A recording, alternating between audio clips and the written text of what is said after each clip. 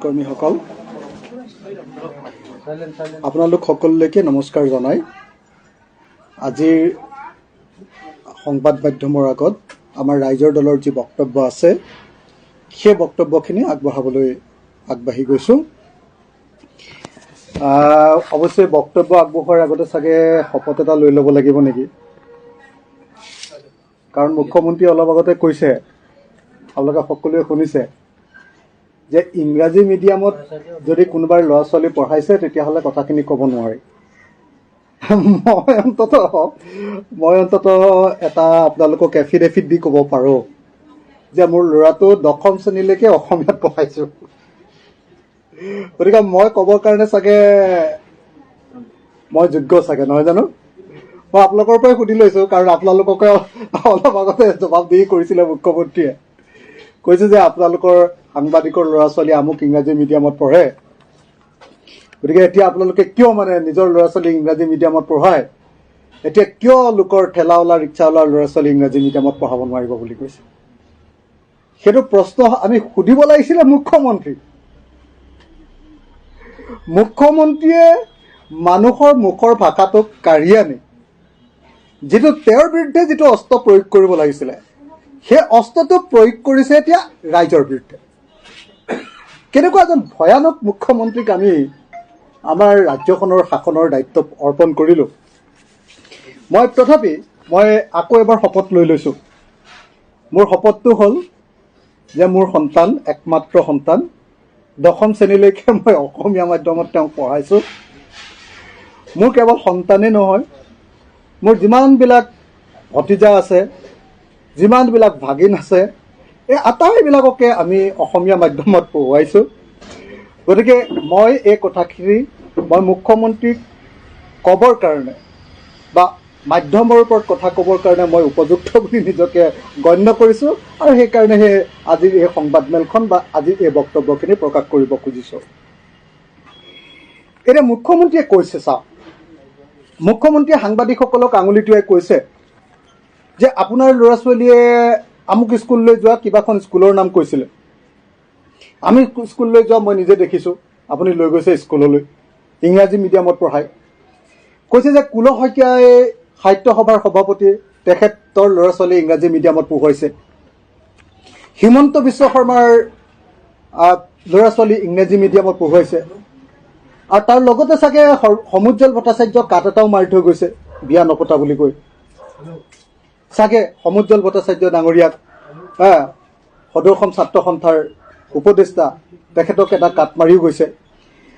এতিয়া তেখেতে কৈছে যে এই মানুহবিলাকৰ কেতিয়াও মাধ্যমৰ ওপৰত কথা কোৱাৰ কোনো নৈতিক অধিকাৰ নাই। তেখেতে কৈছে যে ঠেলাৱালা ৰিক্সাৱালাৰ প্ৰতি, দৰিদ্ৰসকলৰ প্ৰতি এনেকৈ কথা কোৱা মানুহবিলাকে অপমান কৰিছে বা শোষণ কৰিছে। এইটো হ'ল মুখ্যমন্ত্ৰীৰ বক্তব্য। ৰাইজৰ অভিযোগবিলাককে তেওঁ অস্ত্ৰ হিচাপে লৈছে, আৰু ওলটাই সেই ৰাইজৰ অভিযোগবিলাককে আমি মাৰিব লাগে শাসক শ্ৰেণীৰ পিনে, তেওঁ আকৌ ৰাইজৰ পিনে মাৰি কি কৰিছে, তেওঁৰ নিজৰ বক্তব্যৰ পক্ষত অৱস্থান গ্ৰহণ কৰিবলৈ চেষ্টা কৰিছে। এতিয়া অসমৰ মানুহক মই মনত পেলাই দিব লাগিব, অসমৰ প্ৰত্যেকজন মানুহে জানে, কিন্তু এই সময়ত ধৰ্মৰ কানি থকাৰ কাৰণে বহু মানুহে উপলব্ধি নকৰে যে অসমৰ সৰ্বকালৰ চাগে আটাইতকৈ দীঘলীয়া সময়ৰ কাৰণে শিক্ষামন্ত্ৰী আছিলে হিমন্ত বিশ্ব শৰ্মা। যোৱা সময়খিনিত আমি দেখিছোঁ, যোৱা 15 বছৰ কংগ্ৰেছৰ শাসনকালত মুখ্যমন্ত্ৰীৰ পিছৰজন মন্ত্ৰী আছিলে হিমন্ত বিশ্ব শৰ্মা। হয়নে নহয় কওকচোন বাৰু? হিমন্ত বিশ্ব শৰ্মাই মুখ্যমন্ত্ৰী, দ্বিতীয় মুখ্যমন্ত্ৰী ৰূপে ইমান দিন শাসন চলাই আহিছিলে কংগ্ৰেছৰ দিনত। বিজেপি চৰকাৰৰ প্ৰথম কাৰ্যকালত তেওঁ ৰাজ্যৰ মন্ত্ৰীসভাৰ দ্বিতীয়জন মন্ত্ৰী আছিলে, আৰু এতিয়া তেওঁ 1 নম্বৰ মন্ত্ৰী হ'ল। এতিয়া মোৰ সুধিবলগীয়া প্ৰশ্নটো হ'ল যে যদি কুল শইকীয়াই ইংৰাজী মাধ্যমত নিজৰ ল'ৰা ছোৱালী পঢ়ুৱাৰ কাৰণে তেওঁ অসমীয়া মাধ্যমত অসমত ল'ৰা ছোৱালী পঢ়াব লাগে বুলি, মাতৃভাষাত অসমৰ ল'ৰা ছোৱালীবিলাকক পঢ়িবলৈ সুযোগ দিব লাগে বুলি, অধিকাৰ দিব লাগে বুলি কোৱাৰ অধিকাৰ নাই। দীঘলীয়া সময়ৰ কাৰণে শিক্ষামন্ত্ৰী হৈ থকা শিক্ষামন্ত্ৰীজনে ইমান দিন যে অসমৰ চৰকাৰী বিদ্যালয়বিলাক যে ভাল কৰিব নোৱাৰিলে, ইমান দিন যে অসমৰ চৰকাৰী বিদ্যালয়বিলাক যে উৱলি গ'ল, ইমান দিন যে ভাৰতবৰ্ষৰ ভিতৰত আটাইতকৈ বেছিকৈ ল'ৰা ছোৱালী অসমৰ স্কুলতে যে আধাতে স্কুল এৰে, ড্ৰপ আউটৰ ক্ষেত্ৰত অসম যে ভাৰতৰ 1 নম্বৰ ৰাজ্য হ'ল, তাৰ কাৰণে আজি মুখ্যমন্ত্ৰীয়ে অসমৰ শিক্ষাৰ ওপৰত বক্তব্য দিয়াৰ নৈতিক অধিকাৰ তেখেতৰ আছেনে? নৈতিক অধিকাৰৰ কথা মই বাদেই দিলোঁ, তেখেতৰ ৰাজনৈতিক অধিকাৰ আছেনে? আছেনে নাই?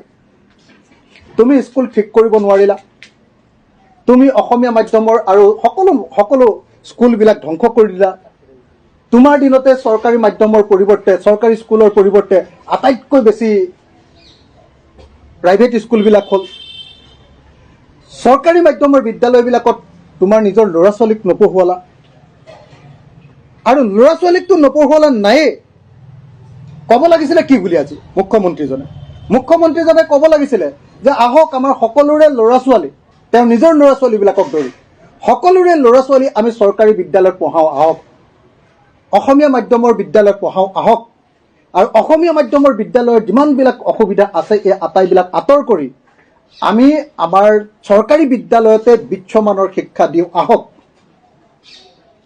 এই কথা ক'ব লাগিছিলে মুখ্যমন্ত্ৰীজনে।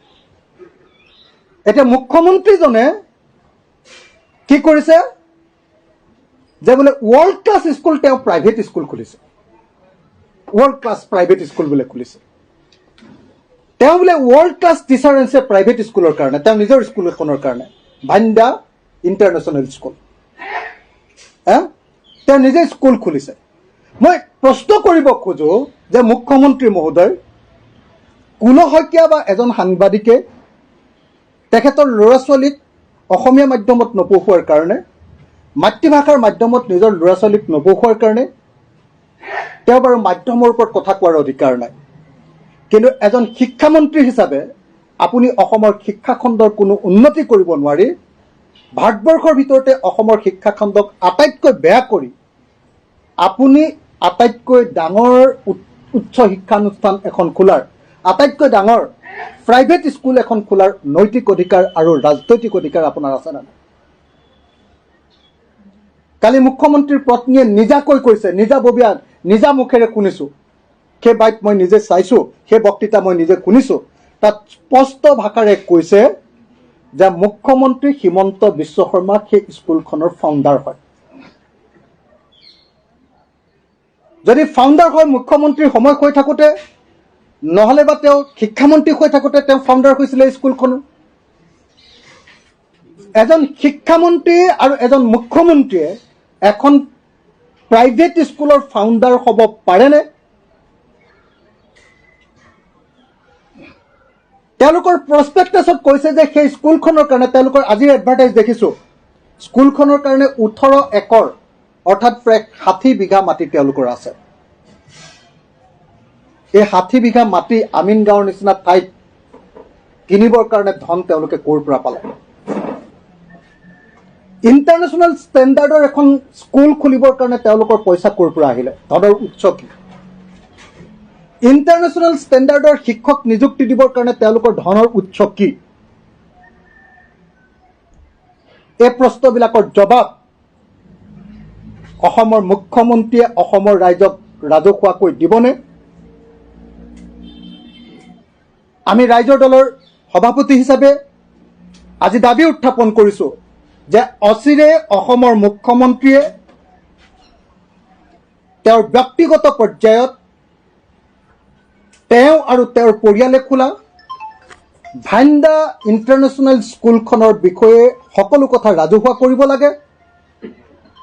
তাত কৈছে 18 একৰ মাটি অৰ্থাৎ 60 বিঘা মাটি আছে, বাকী কিমান টকা ইনভেষ্টমেণ্ট কৰিছে, কোনে কোনে ইনভেষ্টমেণ্ট কৰিছে, কিমান টকাকৈ ফিজ লোৱা হ'ব আৰু কিমান টকা ছাত্ৰ ছাত্ৰীৰ পৰা লুট কৰা হ'ব, এই কথা প্ৰত্যেকটো কথা তেওঁ জনাব লাগে। আজি মুখ্যমন্ত্ৰীয়ে কৈছে যে ঠেলাৱালা ৰিক্সাৱালা তেওঁলোকক আমি অপমান কৰিব নালাগে আৰু তেওঁলোকক আমি শোষণ কৰিব নালাগে।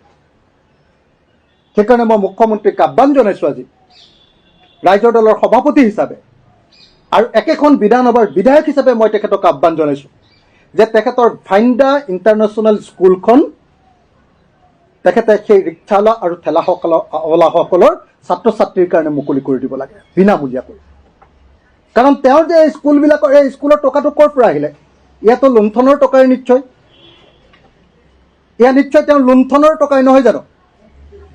ক'ৰ পৰা আহিলে? এই প্ৰশ্নটোৰ জবাব আমাক দিব লাগে। এই প্ৰশ্নটোৰ জবাব আমাক লাগে। এই প্ৰশ্নটোৰ জবাব যেতিয়ালৈকে নিদিব তেতিয়ালৈকে আচলতে তেওঁৰহে অসমৰ চৰকাৰী খণ্ডৰ বিদ্যালয়ৰ ওপৰত কথা কোৱাৰ কোনো নৈতিক অধিকাৰ নাই। আজি সাংবাদিকসকলক তেওঁ প্ৰশ্ন কৰিছে, তেওঁ আঙুলি টোৱাই কৈছে যে আপোনাৰ ল'ৰা ছোৱালী ইংৰাজী মিডিয়ামত পঢ়ে, গতিকে আপুনি কথা কোৱাৰ কি নৈতিক অধিকাৰ আছে? আৰে তুমি শিক্ষামন্ত্ৰী আছিলা, তোমাৰ দিনত গোটেই স্কুল ধ্বংস হৈ গ'ল। তুমি নিজে প্ৰাইভেট স্কুল খুলিছা, নৰ্থ ইষ্টৰ আটাইতকৈ ডাঙৰ প্ৰাইভেট স্কুলখন খুলিছা। তুমি কেনেকৈ এনেকৈ প্ৰাইভেট স্কুলৰ পক্ষত কথা কোৱাৰ নৈতিক অধিকাৰ তোমাৰ ক'ত? তোমাৰ দিনতে গোটেই শিক্ষা ব্যৱস্থা সম্পূৰ্ণৰূপে ধ্বংস হৈ গ'ল। তুমি শিক্ষা ব্যৱস্থাৰ কোনো উন্নতি কৰিব নোৱাৰিলা। তাৰ পাছত তুমি আজি প্ৰশ্ন উত্থাপন কৰিছা জনগণক তুমি নৈতিক অধিকাৰ বিচাৰিছা যে আপোনালোকে আমাক এই কথা কোৱাৰ, চৰকাৰক এই প্ৰশ্ন কৰাৰ নৈতিক অধিকাৰ ক'ৰ পৰা পালে? নৈতিক অধিকাৰ নাই মুখ্যমন্ত্ৰীৰ, নৈতিক অধিকাৰ নাই চৰকাৰৰ, নৈতিক অধিকাৰ নাই মন্ত্ৰীৰ, শিক্ষামন্ত্ৰীৰ। নৈতিক অধিকাৰ অসমৰ প্ৰত্যেকজন নাগৰিকৰ আছে। তেওঁ যদি অন্য মিডিয়ামতো তেওঁৰ ল'ৰা ছোৱালী পঢ়ুৱাইছে, তথাপি তেওঁ এই কথা কোৱাৰ নৈতিক অধিকাৰ আছে। আজি আপোনালোকে সকলোৱে জানে যে আজি এখন চৰকাৰী স্কুলৰ ল'ৰা ছোৱালীয়ে যেতিয়া ভাল ৰিজাল্ট নকৰে তেতিয়াহ'লে সেই শিক্ষকজনৰ ওপৰত চৰকাৰে একশ্যন লয়। আজি 8 বছৰ শিক্ষামন্ত্ৰী হৈ থাকি অসমৰ শিক্ষাখণ্ড ধ্বংস কৰি পেলালে, তেতিয়াহ'লে অসমৰ মানুহে তেওঁৰ ওপৰত একশ্যন ল'ব লাগিব নে নাই? আজি শিক্ষামন্ত্ৰী হিচাপে যে তেওঁ ব্যৰ্থ হৈছে আৰু মুখ্যমন্ত্ৰী হিচাপে যে তেওঁ ব্যৰ্থ হৈছে, সেই কথাটোৰ কাৰণে তেওঁ জগৰীয়া হয় নে নহয়? আমি দেখিছোঁ আজি এখন বিদ্যালয়ত যেতিয়া তেওঁলোকে ঘোষণা কৰে যে আজি এখন বিদ্যালয়ৰ ৰিজাল্ট বেয়া, গতিকে এই স্কুলখন বন্ধ কৰি দিব লাগিব। তেওঁলোকে কয় যে এই বিদ্যালয়খনৰ ৰিজাল্ট বেয়া, গতিকে এই স্কুলখন মাৰ্জ কৰি দিব লাগিব বা এমালগেমেশ্যন কৰি দিব লাগিব। চাৰিওফালে এইটোক লৈ হুলস্থুল কৰি যায়। এজন ডাক্তৰে মেডিকেল কলেজত আছে নে তেওঁ প্ৰাইভেট চেম্বাৰত আছে, সেইটো বোলে তেওঁ GPS লৈ পৰীক্ষা কৰে। এজন সাংবাদিকে মানে স্কুল টিচাৰ হৈও সাংবাদিক হৈ আছে নেকি, তাৰ ওপৰত তেওঁ একশ্যন লয়। কিন্তু এজন শিক্ষামন্ত্ৰী হৈ থকা অৱস্থাত তেওঁ সম্পূৰ্ণৰূপে ব্যৰ্থ হৈ গ'ল। তেওঁ স্কুলবিলাক ভাগি ছিগি শেষ হৈ গ'ল। মোৰ সমষ্টিৰ 111খন স্কুল এতিয়া LP স্কুল, মোৰ নিজৰ বিধানসভা সমষ্টিৰ 111খন LP স্কুলত এতিয়া পানী পৰে। 44খন ছেকেণ্ডেৰী স্কুলত এতিয়া পানী পৰে, 44 আৰু 111খন স্কুলত পানী পৰে। এই কথাটো মই বাৰম্বাৰ শিক্ষামন্ত্ৰীক জনাইছোঁ, এই কথাটো বাৰম্বাৰ মই মুখ্যমন্ত্ৰীক জনাইছোঁ। তাৰ ৰিপেয়াৰিঙৰ কাৰণে তেওঁলোকে ধন নাই। আজি শিক্ষামন্ত্ৰীয়ে আমাক পত্ৰ দিছে, আপোনালোকে সকলোৱে পত্ৰখন কালি উলিয়াই দিছে। মোৰ হাততো সেই পত্ৰখন আছে, লাগিলে আপোনালোকে লৈ যাব পাৰে। আজি শিক্ষামন্ত্ৰীয়ে পত্ৰ দিছে, য'ত পত্ৰত কৈছে যে আমাৰ ডেস্ক বেঞ্চ কিনিবৰ কাৰণে চৰকাৰৰ হাতত ধন নাই। অথচ চৰকাৰে কৈ আছে যে তেওঁলোকৰ ধনৰ অভাৱেই নাই। তেওঁলোকৰ ধন বোলে কোনোবাই কৈছে যে দিল্লীৰ পৰা পাইপডাল খুলি দিছে আৰু পানীৰ নিচিনাকে গোটেই অসমত টকা এতিয়া। অথচ শিক্ষামন্ত্ৰীয়ে স্পষ্ট ভাষাৰে চিঠি লিখিছে, মোলৈ লিখিছে চিঠিখন, যে আপোনাৰ সমষ্টিত স্কুলবিলাকৰ কাৰণে ডেস্ক বেঞ্চ কিনিবৰ কাৰণে ফিল্টাৰ কিনিবৰ কাৰণে, ফেন কিনিবৰ কাৰণে আমাৰ অৰ্থৰ অভাৱ ঘটিছে, ধনৰ অভাৱ ঘটিছে। গতিকে আপুনি ডনেশ্যন লৈ সেইবিলাক কৰাৰ ব্যৱস্থা গ্ৰহণ কৰক। আজি শিক্ষাখণ্ডৰ এই দুৰৱস্থা, তাৰ কাৰণে মুখ্যমন্ত্ৰীয়ে সমগ্ৰ অসমৰ ৰাইজৰ ওচৰত হাতযোৰ কৰি ক্ষমা খুজিব লাগে। নিলাজ মুখ্যমন্ত্ৰীজনে হাতযোৰ কৰি ক্ষমা খোজাৰ পৰিৱৰ্তে আজি অসমৰ জনগণ আৰু অসমৰ সাংবাদিকসকলক আঙুলি টোৱাই কৈছে যে আপোনালোকে মাধ্যমৰ ওপৰত কথা কোৱাৰ কোনো নৈতিক অধিকাৰ নাই। মই হিমন্ত বিশ্ব শৰ্মাক এই প্ৰশ্ন কৰিব খোজো যে আপোনাৰ ল'ৰাটোক কিয় চৰকাৰী স্কুলত আৰু অসমীয়া মাধ্যমৰ স্কুলত নপঢ়ালে কিয়? এতিয়াও আপোনাৰ পৰিয়ালৰ কাৰোবাৰ কাণৰ বিষ হ'লে যে একদম পোনে পোনে নি এপ'ল' হস্পিটেলত যে আপুনি ট্ৰিটমেণ্ট কৰায় বা মেডাম চিটিত যে আপুনি লগে লগে ট্ৰিটমেণ্ট কৰায় কাণৰ বিষ এটা হ'লেও, আপুনি সৰ্বকালৰ অসমৰ আটাইতকৈ দীঘলীয়া স্বাস্থ্যমন্ত্ৰী নাছিলেনে? অৰ্থাৎ আপোনাৰ প্ৰত্যেকটো ক্ষেত্ৰতে আপুনি ব্যৰ্থ হৈছে, আৰু সেই ব্যৰ্থতা এতিয়া আপুনি এটা এটাকৈ জনগণৰ ওপৰত জাপি দিব খুজিছে।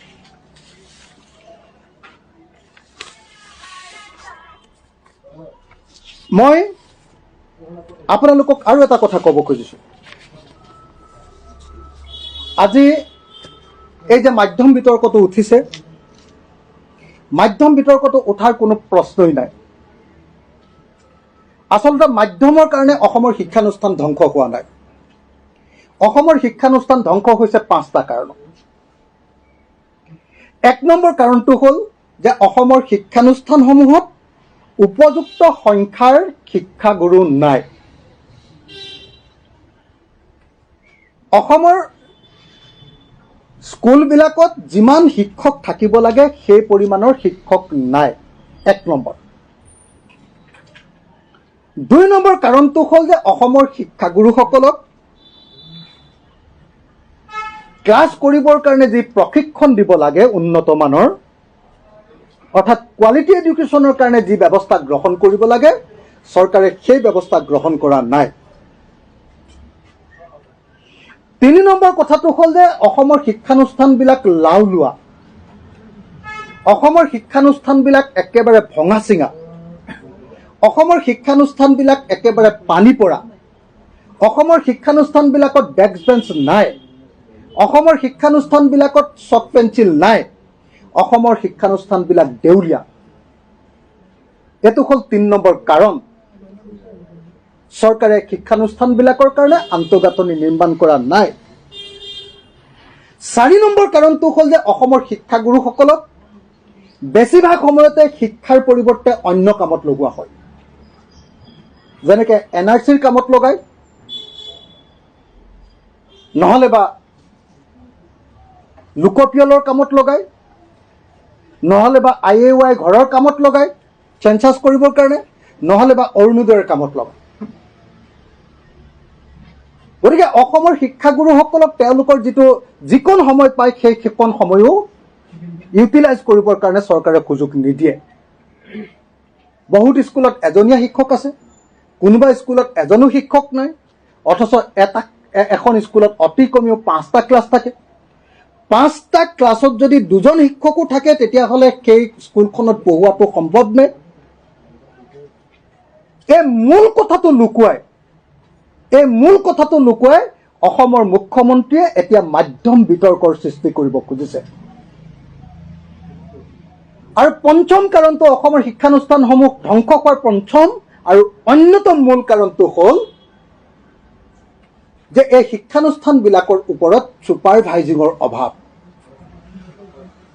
উপযুক্ত ধৰণে পৰিদৰ্শন কৰা নহয়, উপযুক্ত ধৰণে ইনস্পেকশ্যন কৰা নহয়, আৰু গোটেই পৰিচালনা কমিটিবিলাকক চব ৰাজনৈতিক মানুহক ভৰাই দি তাক গোটেই কেনেকৈ মিড ডে মিল মাৰিব পাৰি, কেনেকৈ তালৈ যোৱা পইচা কেইটামান মাৰিব পাৰি, কেনেকৈ ফিজৰ পৰা 2 টকামান পইচা সৰকাব পাৰি, তেনেকুৱা 2 নম্বৰী মানুহবিলাকক তেওঁলোকে এই মেনেজিং কমিটিৰ প্ৰেচিডেণ্ট ছেক্ৰেটাৰী পাতি গোটেই স্কুলবিলাকক ধ্বংসপ্ৰাপ্ত কৰি পেলাইছে।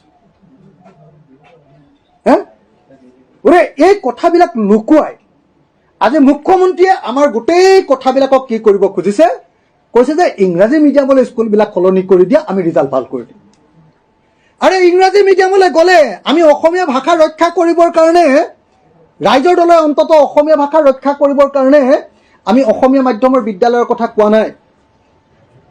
আমি কেৱল দুখীয়া মানুহৰ স্কুলৰ ল'ৰা ছোৱালীবিলাক পঢ়ে কাৰণে আমি অসমীয়া মাধ্যমৰ কথা কোৱা নাই। মোৰ নিজৰ ল'ৰা ছোৱালীও অসমীয়া মাধ্যমত পঢ়ে। মই কি কাৰণে অসমীয়া মাধ্যমৰ কথা কৈছোঁ, মই এইকাৰণেই কৈছোঁ বা ৰাইজৰ দলে এইকাৰণেই কৈছে যে মাতৃভাষাত যদি শিক্ষা গ্ৰহণ কৰে তেতিয়াহ'লে অতি ভালকৈ বিষয়টো তেওঁ বুজি উঠিব পাৰে। 1 নম্বৰ কথা, মাতৃভাষাই প্ৰাথমিক অৱস্থাত শিক্ষাৰ শ্ৰেষ্ঠতম মাধ্যম বুলি পৃথিৱীৰ সকলো বিজ্ঞানীয়ে ইতিমধ্যে কোনো প্ৰশ্ন নহৰাকৈ এই কথাটো প্ৰতিপন্ন কৰি থৈছে।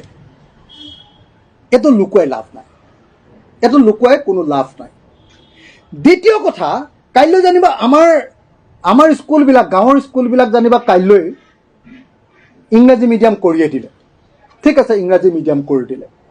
কাইলৈৰ পৰা যে ইংৰাজী মিডিয়াম কৰি দিব, সেই ইংৰাজী মিডিয়ামত আমাৰ স্কুলবিলাকত পঢ়ুৱাব কোনোবাই? নতুনকৈ শিক্ষক নিযুক্তি দিব নেকি?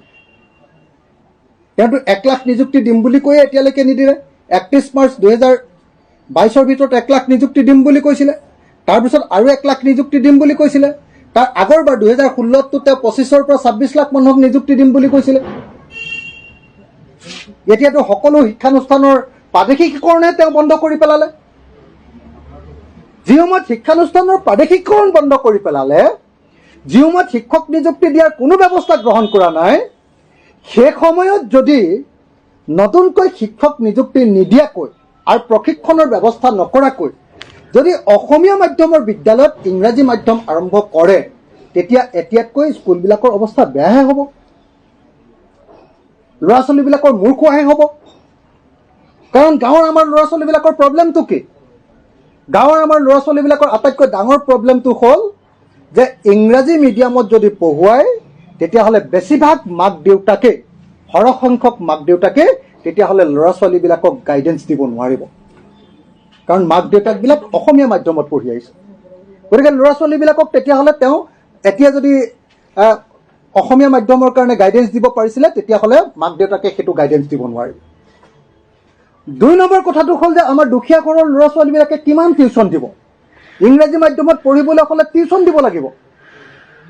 টিউশ্যন আজি ননীগোপাল মহন্তই কৈছে, আজি ননীগোপাল মহন্ত ডাঙৰীয়াই কৈছে, শিক্ষা উপদেষ্টা তেওঁ, তেখেতে কৈছে যে তেখেতৰ ঘৰৰ কাম কৰা যিগৰাকী মহিলা, বন কৰা মহিলাগৰাকীৰ সন্তানেও ইংৰাজী মিডিয়ামত পঢ়িব খোজে। খুব ভাল কথা। মই ননীগোপাল মহন্তক আহ্বান জনাইছোঁ যে এতিয়া অসমৰ মুখ্যমন্ত্ৰীৰ পৰিয়ালে যিখন ভাণ্ডা ইণ্টাৰনেশ্যনেল স্কুল খুলিছে, সেই ভাণ্ডা ইণ্টাৰনেশ্যনেল স্কুলত তেখেতৰ বন কৰা মহিলাগৰাকীৰ সন্তানক তাতে পঢ়ুৱাবৰ কাৰণে মুখ্যমন্ত্ৰীক তেওঁ কওক বিনামূলীয়াকৈ। আৰু কিয় ননীগোপাল মহন্তই এই কথা ক'ব নোৱাৰে যে মোৰ ল'ৰা ছোৱালীকেইটা যিখন স্কুলত পঢ়িছে, মোৰ কাম কৰা মহিলাগৰাকীৰ ল'ৰা ছোৱালীও তাতেই পঢ়িব লাগিব। তেতিয়াহে মই তেওঁক শিক্ষা উপদেষ্টা বুলি ক'লোহেঁতেন। আজি মুখ্যমন্ত্ৰীয়ে কিয় ক'ব নোৱাৰে যে তেওঁৰ নিজৰ ল'ৰা ছোৱালীকেইটাও চৰকাৰী বিদ্যালয়ত পঢ়িব, তেওঁৰ নিজৰ ল'ৰা ছোৱালীবিলাকো অসমীয়া মিডিয়ামত পঢ়িব।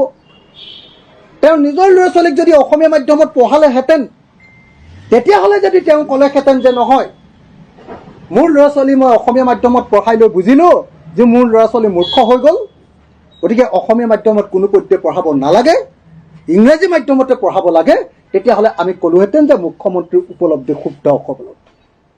মুখ্যমন্ত্ৰীয়ে নিজৰ ল'ৰা ছোৱালীক ইণ্টাৰনেশ্যনেল ষ্টেণ্ডাৰ্ডৰ স্কুলত পঢ়ুৱাইছে। মুখ্যমন্ত্ৰীয়ে তেওঁৰ ল'ৰা ছোৱালীক বাহিৰত পঢ়ুৱাইছে।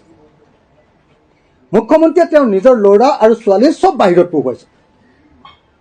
আৰু তাৰ পাছত এতিয়া তেওঁ কৈ আছে যে আমাৰ নৈতিক অধিকাৰ নাই, অসমৰ জনগণৰ নৈতিক অধিকাৰ নাই, অসম সাহিত্য সভাৰ সভাপতিৰ নৈতিক অধিকাৰ নাই, সদৌ অসম ছাত্ৰ সন্থাৰ নৈতিক অধিকাৰ নাই, সাংবাদিকসকলৰ নৈতিক অধিকাৰ নাই, যে অসমীয়া মাধ্যমৰ বিদ্যালয়বিলাক ইংৰাজী মাধ্যমলৈ ট্ৰেন্সফাৰ কৰিব নালাগে বুলি কোৱাৰ নৈতিক অধিকাৰ নাই বুলি কৈছে। গতিকে এই মুহূৰ্তত আমি ক'ব খুজিছোঁ যে এই মুহূৰ্তত যদি সঁচাকৈ আচল বিষয়টোৰ পৰা মানে শিক্ষামন্ত্ৰীয়ে বা শিক্ষামন্ত্ৰী নলীগোপাল মহন্ত আৰু অসমৰ মুখ্যমন্ত্ৰীয়ে আচলতে অসমৰ ৰাইজক হাল এৰি শিয়াল খেদাত লগাব খুজিছে। এইটোৱে আটাইতকৈ ভাল ফ্ৰেজ হ'ব এই ক্ষেত্ৰত। হাল এৰি শিয়াল খেদুৱাৰ বুদ্ধিত লগাইছে। মানে যি সময়ত আমি সকলোৱে ক'ব লাগিছিলে যে অসমীয়া মাধ্যমৰ বিদ্যালয়বিলাক আমাক শক্তিশালী আন্তঃগাঁথনি লাগে, তাত যথেষ্ট পৰিমাণৰ উপযুক্ত পৰিমাণৰ শিক্ষক আৰু কোৱালিটি এডুকেশ্যন লাগে, স্কুলত ডিজিটেল ক্লাছ লাগে আৰু কম্পিউটাৰ লাগে, স্কুলত উপযুক্ত পৰিমাণৰ ভিজিলেন্স লাগে। যি সময়ত আমি সকলোৱে এই কথাটো ক'ব লাগিছিলে আৰু ক'ব লাগিছিলে যে কোনো এখন স্কুলৰ পৰা কোনো পধ্যে এজনো ল'ৰা ছোৱালী ড্ৰপ আউট হ'ব নোৱাৰিব,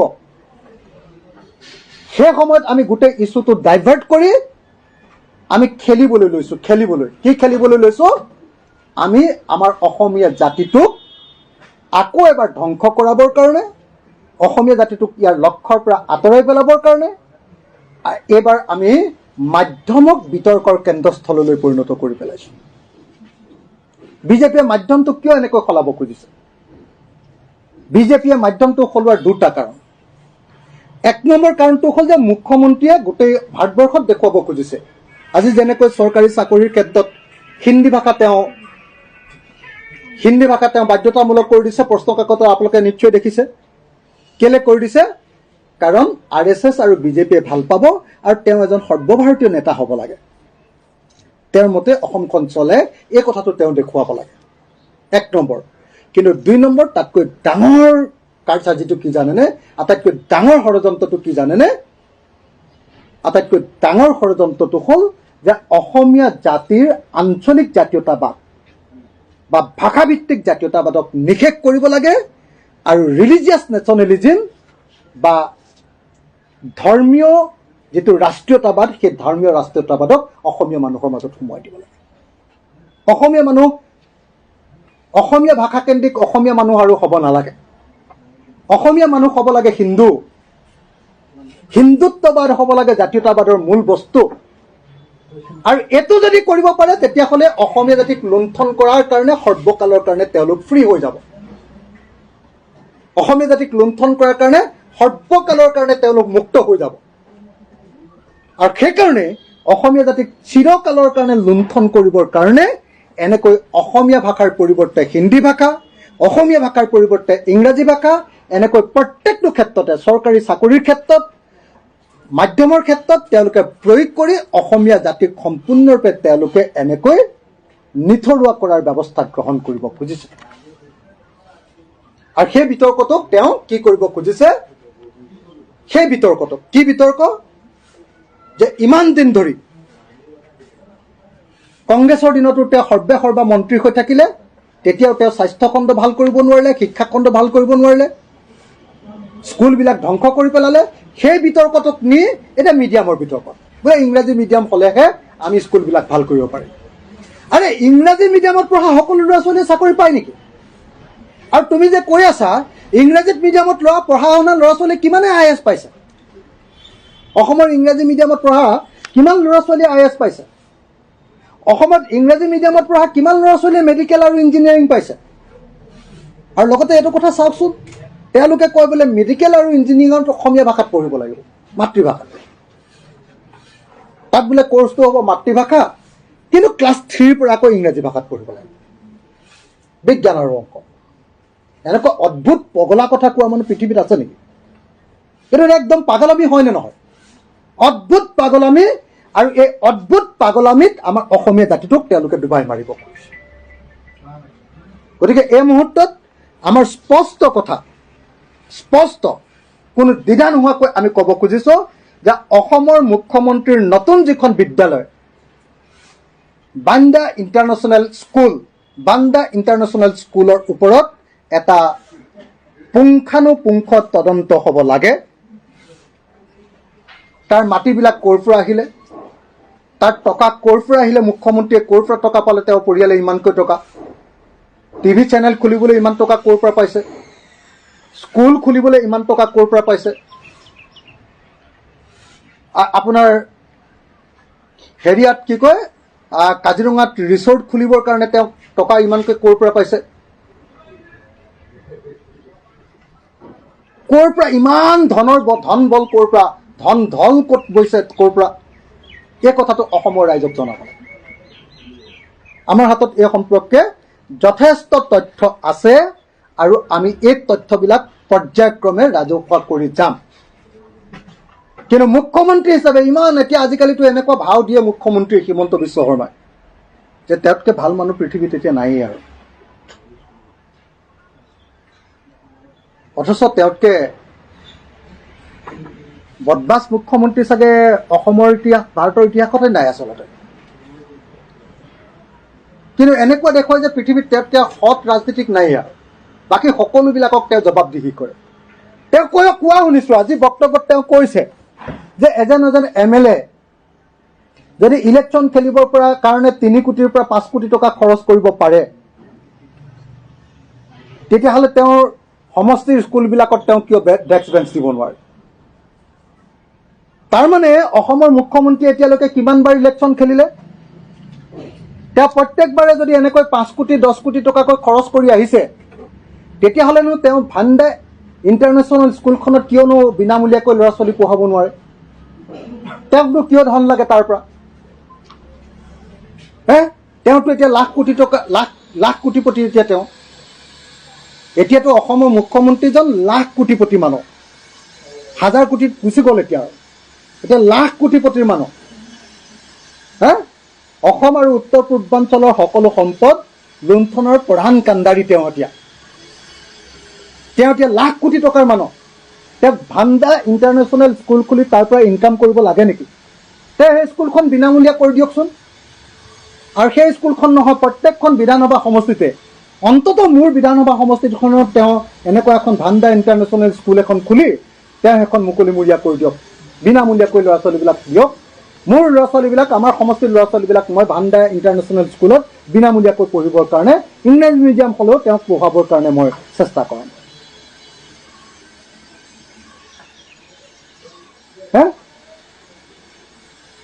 গতিকে ইছ্যুবিলাক মুখ্যমন্ত্ৰীয়ে ডাইভাৰ্ট কৰিবলৈ চেষ্টা কৰিছে। এইটো হ'ল অসমীয়া জাতি ৰক্ষা কৰাৰ এটা ইছ্যু।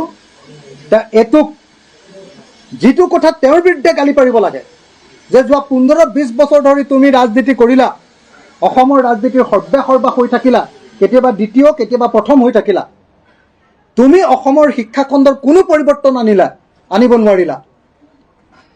আৰু এতিয়া তুমি সেই সকলো দায় এতিয়া বেলেগ মানুহৰ ওপৰত, কেতিয়াবা অসম সাহিত্য সভাৰ সভাপতিৰ ওপৰত, কেতিয়াবা সদৌ অসম ছাত্ৰ সন্থাৰ ওপৰত, কেতিয়াবা সাংবাদিকৰ ওপৰত, কেতিয়াবা জনতাৰ ওপৰত তুমি এই দায়িত্ব এৰি দিব খুজিছা। এইটো কেনেকুৱা কথা? গতিকে অসমৰ মুখ্যমন্ত্ৰীক চেলেঞ্জ কৰিছোঁ যে তেওঁ অসমৰ সৰ্বকালৰ ব্যৰ্থ এজন শিক্ষামন্ত্ৰী আৰু সৰ্বকালৰ এজন ব্যৰ্থ স্বাস্থ্যমন্ত্ৰী হয় নে নহয় তেওঁ ঘোষণা কৰক, তেওঁ চেলেঞ্জ কৰক, তেওঁ এইটো প্ৰত্যাহ্বান গ্ৰহণ কৰক, তেওঁ নহয় বুলি তেওঁ কৈছা। 1 নম্বৰ কথা। 2 নম্বৰ কথা, অসমৰ ৰাজনীতিৰ আটাইতকৈ লুণ্ঠনকাৰী ৰাজনীতিক তেওঁ হয় নে নহয়, এইটোক তেওঁ চেলেঞ্জ কৰিলোঁ মই। আৰু তেওঁ ভাণ্ডা ইণ্টাৰনেশ্যনেল যিখন স্কুল, সেই স্কুলখনত সকলোকে বিনামূলীয়াকৈ পঢ়াবৰ কাৰণে মই আহ্বান জনালোঁ। ধন্যবাদ। এটা প্ৰশ্ন আছিলে, আজি প্ৰদীপ দত্তৰ বোলা যিজন বাঙালী নেতা মানে কা আন্দোলনকাৰীসকলক তেওঁ এটা চেলেঞ্জ দিছে যে কা আন্দোলন বন্ধ কৰক, নহ'লে বেলেগকে বৰাক মানে পৃথক বড়োলেণ্ড ঘোষণা কৰক, মানে অসমক 3 টুকুৰা হ'ব বুলি কৈছে। অসমক 3 টুকুৰা খণ্ড। মই মাজে মাজে বৰাক উপত্যকালৈ গৈ থাকোঁ। আপুনি যিজন নেতাৰ নাম কৈছে, সেইজন নেতা পেপাৰতহে আছে, বৰাকত ক'তো নাই। এইবোৰ বিজেপিয়ে সৃষ্টি কৰা একোজন সাময়িক আৰু ভণ্ড একোজন নেতা। গতিকে এনেকুৱা ধৰণৰ যিবিলাক সাময়িক ভণ্ড আৰু 2 নম্বৰী নেতা চৰকাৰৰ পক্ষত এনেকুৱা বিস্ফোৰক কথা এটা কৈ পৰিস্থিতিটো বদলাব খোজে, মই ভাবোঁ যে তেনেকুৱা ধৰণৰ এনেকুৱা মানুহৰ ওপৰত আমি মন্তব্য নকৰাই উচিত। এটা কুৱেশ্যন আছিলে যে কোনো ধৰণৰ আলোচনা নোহোৱাকৈ কেবিনেটত সিদ্ধান্ত লোৱাৰ পিছত আছু বা অন্য কোনো সংগঠনৰ লগত দীঘলীয়া বৈঠক, সেয়া অস্পষ্ট হয়, কোনো ধৰণৰ সিদ্ধান্তক লৈ অস্পষ্ট হয়। সেই যে এখন বৈঠক নে চাহ মেল আচলতে? মই বৈঠকৰ আগদিনা অসমৰ শিক্ষামন্ত্ৰীক লগ পাইছিলোঁ। আছুৰ লগত পিছদিনা বৈঠক হ'ব, মই শিক্ষামন্ত্ৰীক লগ পাইছিলোঁ আৰু শিক্ষামন্ত্ৰীৰ মনৰ ভাৱবিলাক বুজিবলৈ চেষ্টা কৰিছিলোঁ যে তেওঁলোকৰ সিদ্ধান্ত কি। মই কনফাৰ্ম হৈছোঁ যে শিক্ষামন্ত্ৰী আৰু অসমৰ মুখ্যমন্ত্ৰী এই দুইজনে ইংৰাজী মাধ্যম তৃতীয় শ্ৰেণীৰ পৰা আৰম্ভ কৰা বা ইংৰাজী মিডিয়ামৰ কথাটোত তেওঁলোক একেবাৰে স্পষ্ট আৰু দ্বিধাহীন। তেওঁলোকে তেওঁলোকৰ কাম কৰিবই। আলোচনাটো দেখুৱাবলগীয়া এটা কথাহে, আচলতে তেওঁলোকে দেখুৱাবৰ কাৰণেহে আলোচনা কৰিছে আৰু আলোচনাও কৰিছে নিৰ্দিষ্ট কেইটামান সংগঠনৰ লগত। যিবিলাক মানুহে আলোচনাৰ তেওঁলোকৰ বক্তব্যবিলাক মানি নল'ব বুলি ভাবিছে, তেওঁলোকৰ লগত আলোচনাই তেওঁলোকে কৰিব খোজা নাই। যাৰ লগত সঘনে আলোচনা কৰি থাকে, যাৰ লগত তেওঁলোকৰ মতৰ মিল হয়, তেওঁলোককহে কেৱল আলোচনালৈ মাতিছে। গতিকে মই ভাবোঁ যে বিজেপি চৰকাৰৰ আলোচনা এইটো এটা দিল্লুকা লাৰু। নগ'লেও মানুহে ভাবে যে আমি নগ'লে বৰ বেয়া কথা হ'ব নেকি, অৰ্থাৎ নেখালে যেনেকৈ পস্তাই দিল্লী লাৰু, আৰু গ'লেও পস্তাই। সদৌ অসম ছাত্ৰ সন্থা আৰু বড়ো ছাত্ৰ সন্থা যেনিবা গ'লেই কিবা এটা পালে নেকি, উল্টাই আহি ফাষ্টফুচ, একোতো নাই। কাললৈ খ্যাতি হ'ব যে বড়ো ছাত্ৰ সন্থা আৰু সদৌ অসম ছাত্ৰ সন্থা অসম সাহিত্য সভা আৰু বড়ো সাহিত্য সভাই আলোচনা কৰি এইটোকে মানি আহিলে বুলি কেইদিনমানৰ পিছত ওলাব নিউজ। আপোনালোকে চাবচোন, পিছত ওলাবগৈ। গতিকে এই বিজেপিৰ লগত আলোচনা কৰাৰ কোনো অৰ্থ নাই। এইটো হ'ল হিটলাৰী পাৰ্টি, এইটো হ'ল স্বৈৰাচাৰী পাৰ্টি। এইটোৱে কাৰোৰ কথা নুশুনে, প্ৰথমতে সিদ্ধান্ত লয়, জাপি দিয়ে আৰু কিবা এটা হ'লে এনেই আলোচনাৰ নামত অকণমান সময় কিবা এটা নাটক কৰি দেখুৱায়, কিন্তু কামটো তেওঁলোকৰ মতেই কৰে। ধন্যবাদ।